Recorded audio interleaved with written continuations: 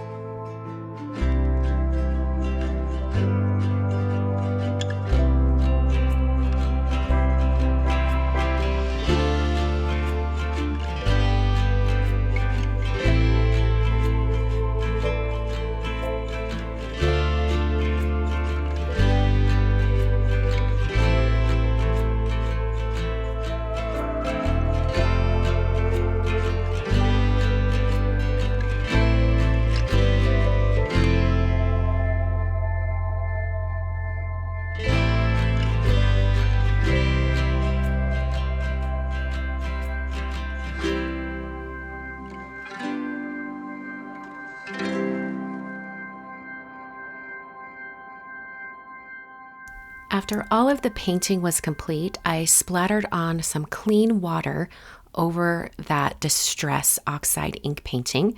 And this is going to have that same kind of bleaching effect as it has when you use it as ink blended or just applied to any other project. I'm going to lift it up with a paper towel. You can see how it leaves behind these like water splotch areas. I think it looks really, really neat, just for some texture. So then I picked out some postage stamps and I used this envelope moistener with adhesive on the back of my vintage postage stamps that don't have any of that stickiness to it. So that holds it in place. And then I'm putting on some forever stamps and also this really fun sunflower stamp over here in the corner. Now I'm not putting an address on this envelope quite yet, so I'm not sure where it's going. So I will put additional postage on if needed once I have a recipient in mind. Thanks so much for watching today. I'll be back on Monday with my weekly live stream. So please come back and join me at 6 p.m. Mountain Time. We'll be creating something new and fun. I'm not sure what I'll be doing quite yet, but I know it will be lots of fun and a creative journey for everyone. Thanks so much for joining again, and I will see you in another video very soon.